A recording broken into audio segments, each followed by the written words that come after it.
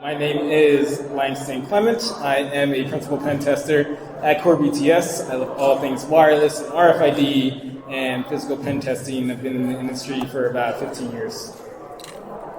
And I'm Dan Goga. I focus on penetration testing and red teaming. So, one of the big things that we came across when we were doing our red team physical engagements over the pandemic was, everybody's working from home, right? We still had these physical assessments, and one of the best ways that we love to get into a building is by cloning an RFID badge. So, if you know anything about RFID badges, if not, we're going to explain it, but typically you have to be well within 6 feet of somebody to even get close enough to get a badge from them, right? But, in the scenario of, we had all the policies in place, there's a lot less foot traffic, so some organizations still had their, hybrid workforce, so some people come in, a few days in the week, and so if we only have one day to do this, how can we increase our chances of, grabbing a badge to letting ourselves into the building? Like I mentioned, we have to stay and abide by the 6-foot rule so that we can conduct it safely and, that we can still prove to them that, okay, we can still get into the building regardless. So before we dive into that, Dan's going to talk about, what RFID cloning is if you're new to this. So radio frequency identification technology is commonly used in physical access control environments. Now today we're not going to go into the ins and outs of cloning an RFID badge, but just let it be known that RFID credentials are pervasive across apartment buildings, business complexes, and parking garages, and they're pretty easy to clone under most circumstances. And obviously this presents a lot of opportunities for us to get into buildings without anyone even interacting with us. So usually when it comes to physical access control environments, it is separated between low frequency and high frequency RFID credentials. Typically low frequency tends to be less secure, while high frequency is more secure, and low frequency over higher distances and high frequency over shorter distances. Now, it's important to note that both low and high can be cloned and cracked under the right circumstances, but in most cases it's easier and more straightforward to get a low frequency badge cloning read. So today we're going to show you how we're using RFID cloning to get access to the target location that we've been tasked with getting access to. So there's some traditional cloning methods out there with cloning a badge. Now, they include the brush pass method, the clipboard cloner method, but of course none of these really are acceptable in a COVID environment. So for that reason, we had to come up with a few different ways. And with the brush pass method, it's great because it's very stealthy and it's very fast, but it's hard to get a good signal sometimes. And of course, you're usually coming in within 6 feet of somebody. So that's off the table. Next option is the clipboard cloner method, which is great because it's very portable. You slap a Rogue badge reader into a clipboard, and then you go up to someone, social engineer them, and say, hey, can I see your badge real quick? And you get a read, and then later on you clone it. But of course, this isn't very socially distanced, so you got to figure out another way.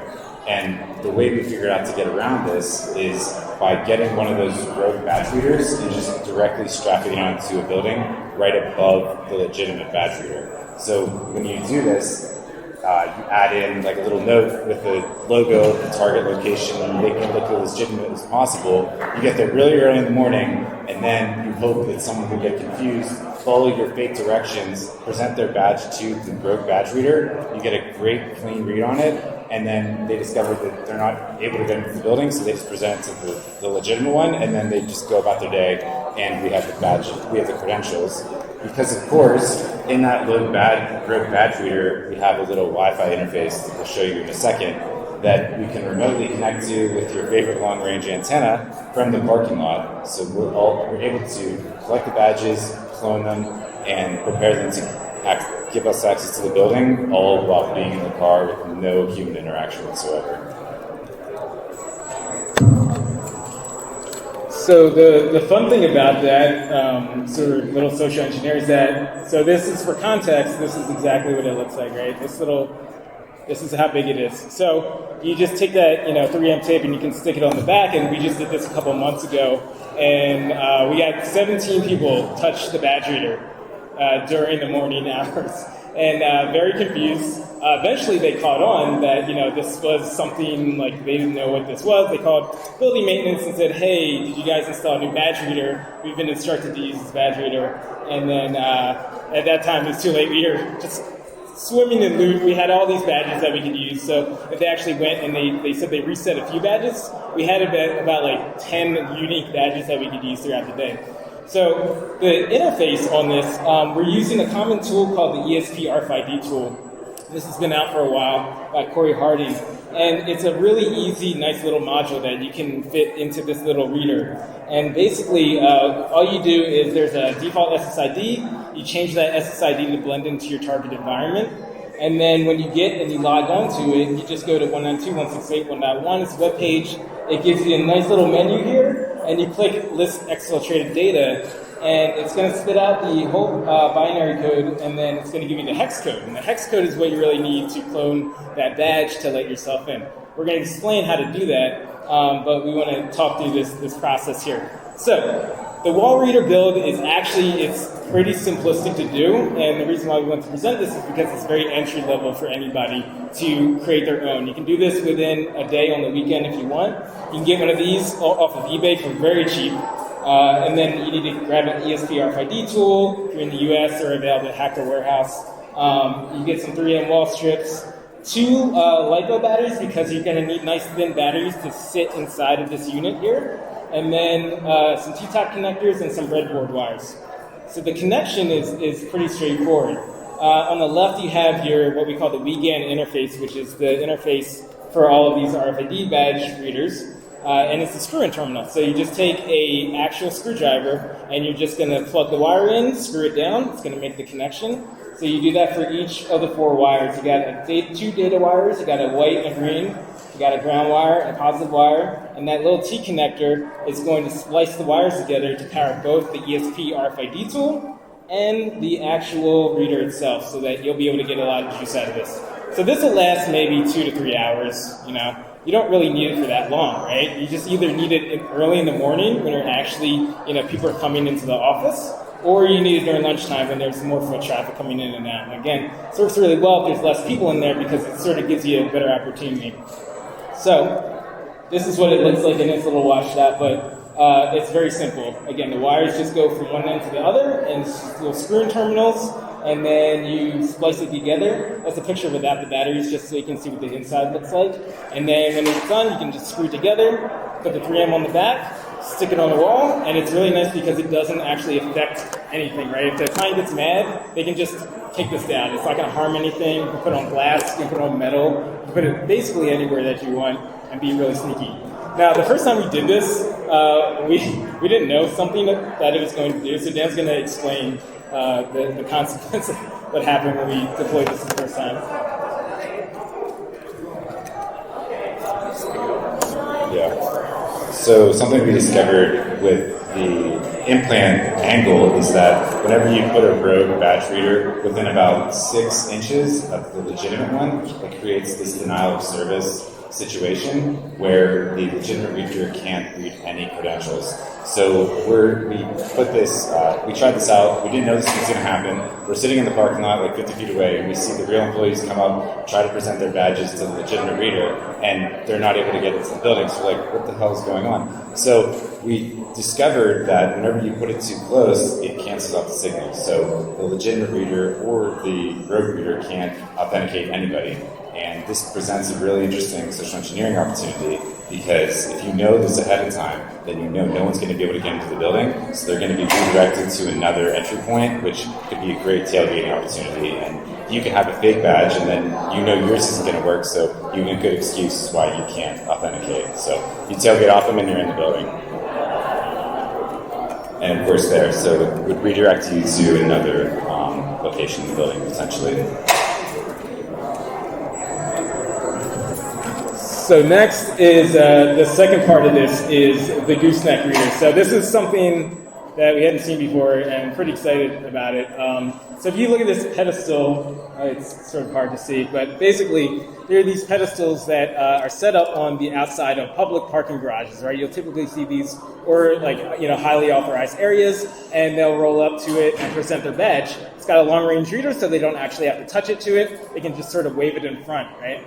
And so, you can't just roll up to a client site, install this in concrete very stealthily right in the morning and just get away with that. There's no way that's going to happen. So I thought, wouldn't that be fun if we just took this pedestal and actually just made it mobile and, just have it so that we can move it around. So it's such a simple, easy idea, but it's very effective.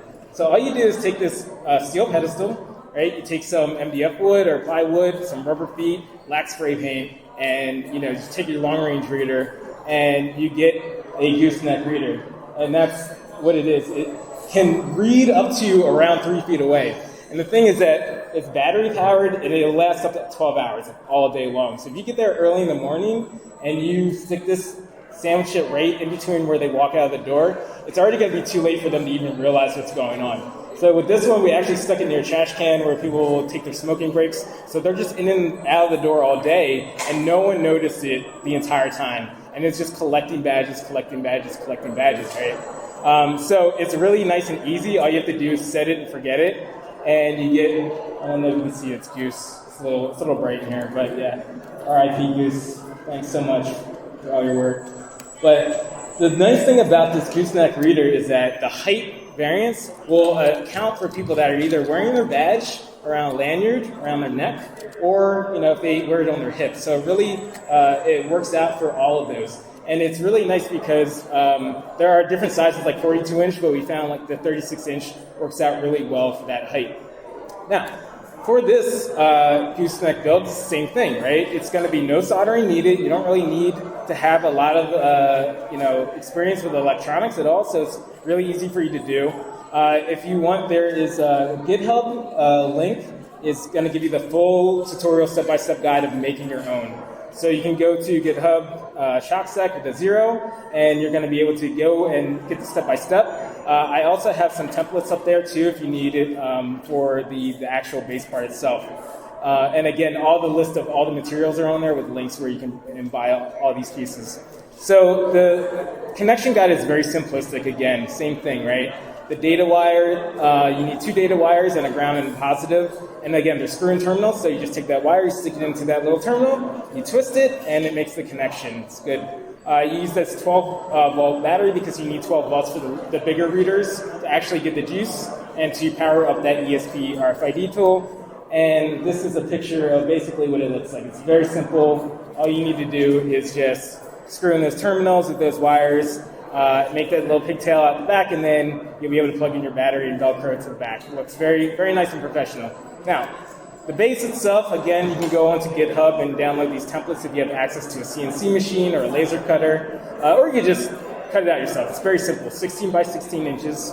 And then when you trace out the holes for the drilling, make sure it's about 1.25 inches away from the edge, because that's going to help counterbalance the weight and make it very stable.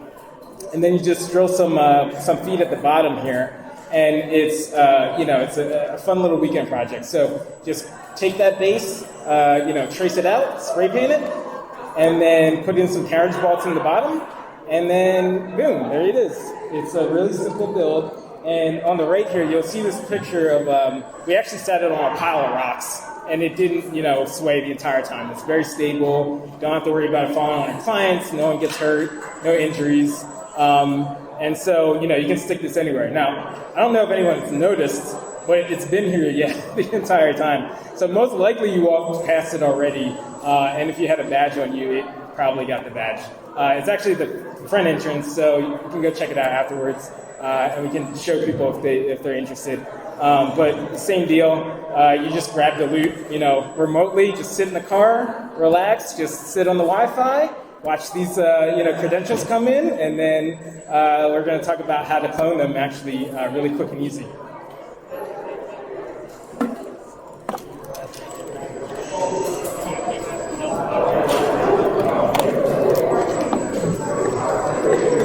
So a really easy way to clone. Now, I'll first say that cloning badge is a whole Cannibal, but basically we'll just go through a pretty straightforward way to clone a low frequency badge here. So when you get your credentials, after getting them remotely with your antenna, there's a way with just an Android device and the Proxmark Easy to clone these all in the car. So all you need, like I mentioned, is Android phone, Proxmark Easy, and this great tool developed a few years ago called AndProx. So it recreates the great things about Proxmark 3 and puts it in an Android app. So all that you need.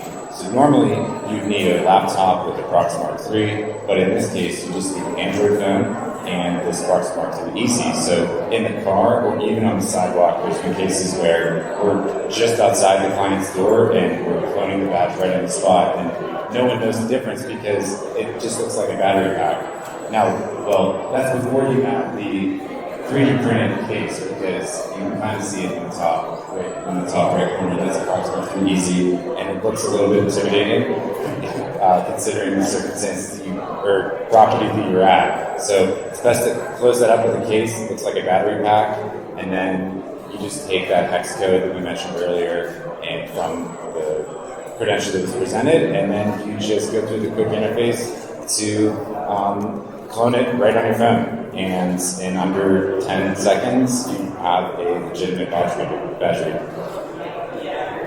So yeah, as he mentioned, it's so easy to do, and that app is just on GitHub. Just download it, install it. You don't need any root requirements for it. You just can use it pretty quickly, and the commands are pretty simple.